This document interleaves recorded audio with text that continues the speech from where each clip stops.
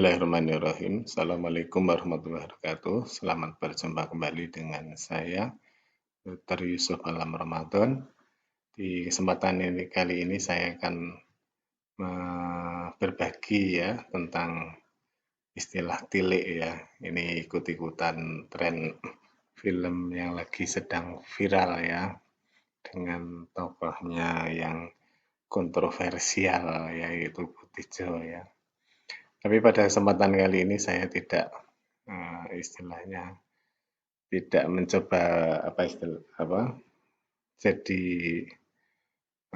menguncai ya atau membahas tentang filmnya, tapi saya mengcapture ya terminologi tilik tersebut ya. Jadi tilik itu sebenarnya ini ya, kalau dalam bahasa Jawa itu menjenguk ya, biasanya sering digunakan untuk orang sakit ya. Tapi sebenarnya dalam penggunaan sehari-hari, tilik itu tidak hanya untuk orang sakit, tapi juga lebih luas ya. Sering diucapkan, aku mau tilik anakku, aku mau tilik siapa gitu ya. Dan sebenarnya inti dari tilik tersebut adalah silaturahmi ya, silaturahmi ya. Jadi kalau silaturahmi itu dalam bahasa Jawa itu lebih mudah diekspresikan dengan kata tilik ya. Dan silaturahmi sendiri sebenarnya serapan yang menjadi khas bahasa Indonesia ya. Sebenarnya kalau di dalam bahasa Arab, silaturahmi itu silaturahim ya. Rahim itu artinya menyambung rahim ya. Artinya orang-orang yang satu darah itu kan dulu pernah satu rahim ya dengan di dalam perut ibunya, dalam rahim ibunya. Sehingga setelah lahir kemudian sudah melalang buana kemana-mana, kemudian ingin bertemu kembali ya. Dan sering pula disampaikan kepada oleh mubalek ya. Jadi silaturahmi itu memperpanjang usia dan memperluas rezeki ya.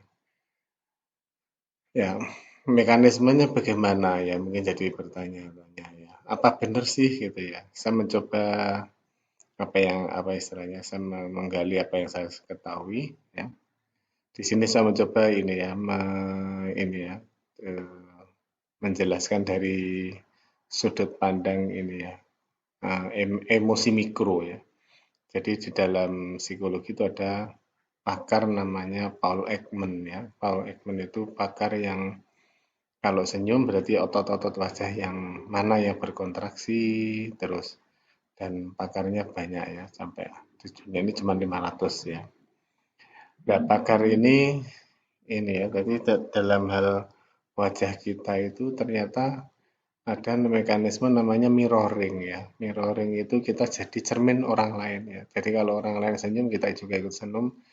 Panjang, tersenyum lebar, kita juga ikut senyum lebar ya. Jadi seolah-olah kita bagi orang lain itu cermin ya. Jadi pipi kanan nanti dengan pipi kanan dan sebagainya ya. Terus kemudian yang menarik pula dari apa yang diselidiki oleh pakar emosi ini, jadi ketika sebelumnya tidak merasakan apa-apa ya, mencoba ini mempraktekkan ini ekspresi senyum, kemudian ganti ekspresi marah, ekspresi apa gitu ya. Nah, yang menarik ketika mencoba mengekspresikan marah itu ternyata punya efek pada perubahan fisiologisnya. Jadi padahal sebenarnya tadi nggak merasa marah, tapi begitu mengekspresikan marah itu jadi kayak merasa jadi orang marah ya. Jadi berarti dapat istilahnya dapat disimpulkan itu bahwa kalau kita menampilkan wajah marah, maka fisiologis tubuh kita juga akan mengikuti marah ya. Makanya ini tadi ya, ada dua mekanisme ini tadi. Jadi kalau ketika kita melihat orang senyum, kita ikut senyum. Kalau lihat orang marah, kita jadi ikut tegang ya. Jadi kita jadi terbawa tegang, fisiologis tubuh kita jadi tegang ya. Karena itu ada juga yang hadis ya, yang menyampaikan bahwa senyummu pada saudaramu itu adalah ibadah ya. Jadi ibadah itu kita memberikan stimulus ya agar fisiologis teman kita tuh jadi rileks ya senyum kita lewat mirroring ya ekspresi wajah yang kita pancarkan senyum teman kita ikut senyum terus jadi lebih rileks padahal sebelumnya mungkin galau dan sebagainya. Ini mekanisme yang pertama. Jadi ketika kita sering silaturahmi, berarti kita sering saling memancarkan ekspresi senyum ya sehingga menambah efek rileks kita ya. Terus kemudian yang kedua adalah ini ya, namanya efek modal sosial ya. Jadi dengan silaturahmi itu akan meningkatkan modal sosial. Modal sosial itu ada tiga ya. Ada tiga komponen. Yang pertama tercipta trust, terus kemudian yang kedua resiprokal, kemudian yang ketiga adalah ada institusi silaturahmi ya. Ini menarik ya, di tahun 1960-an ada peneliti di Amerika mengamati ya. Jadi sejalan dengan bertumbuhnya kota-kota metropolitan di Amerika itu, ternyata semakin tumbuh kota makin besar, semakin besar angka kejadian penyakit jantungnya. Ya. Jadi ada yang menarik satu daerah itu kok tidak ikut meningkat jumlah sakit jantungnya. Ternyata peneliti itu tersebut meneliti daerah tersebut, ya ternyata eh, penghuninya kebanyakan orang Irlandia, Italia ya.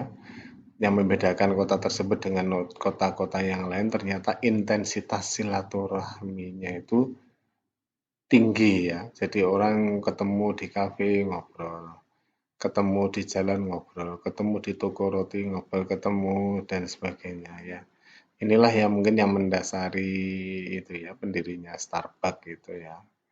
Eh, apa istilahnya membawa budaya silaturahmi di kopi itu ke dalam kafe ya, kafe Starbucks ya.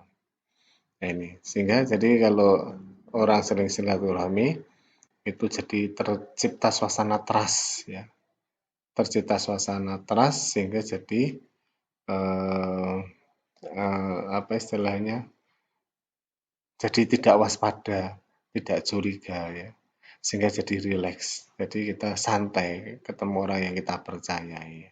Semakin sering ketemu dengan orang yang kita percaya kan semakin trust. Terus kemudian setelah trust ada elemen namanya resiprokal ya. Kalau kita memberikan kebaikan pada orang, maka kita yakin orang lain pun juga akan berbaik pada kita karena silangnya silaturahmi. Terus kemudian yang ketiga dari kota tersebut adalah institusi silaturahminya tuh banyak sekali, bahkan sampai 1000 ya, 1000 itu si silaturahmi. Ini ada kesamaan dengan negara kita ya, negara Indonesia. Jumlah institusi silaturahminya itu seorang ibu-ibu tuh punya banyak ya institusi silaturahminya. Ada pengajian ya di budaya di sekitar saya itu seorang ibu itu bisa mempunyai 3 majelis pengajian. Belum lagi nanti menjadi pertemuan RT. Itu juga silaturahmi ya. Terus kemudian kalau ibu ini aktif di posyandu jadi silaturahmi kader posyandu dan sebagainya ya. Dan yang menarik pula di kota di Amerika tersebut ternyata hampir sama budayanya dengan di tempat kita ya. Satu keluarga itu bisa banyak, satu rumah itu bisa dihuni oleh banyak keluarga ya. Jadi sebagian besar seperti itu ya. Jadi saat tinggal bersama ada kakeknya, ada pamannya, satu keluarga. Makanya di konsep rumah Jawa itu ada konsep joglo ya. Di tengahnya itu sebenarnya rumah pertemuan, yang pojok sana mungkin kamarnya kakek, yang pojok sana adalah rumahnya nenek. Jadi ada ruang privasi tapi ada ruang kebersamaan. Terus kemudian dengan sering bertemu itu juga menambah relasi bisnis atau sosial networknya kita. Jadi tadi silaturahmi dari tilik eh, yang tadi yang kita bahas di awal dari film yang sedang viral tersebut ternyata ini tidak hanya sekedar ekspresi budaya silaturahmi tapi juga membawa manfaat yaitu memperpanjang umur, mengawetkan muda dan memperbanyak rezeki ya. Saya kira itu yang bisa saya sampaikan. Kurang lebihnya mohon maaf. Assalamualaikum warahmatullahi wabarakatuh.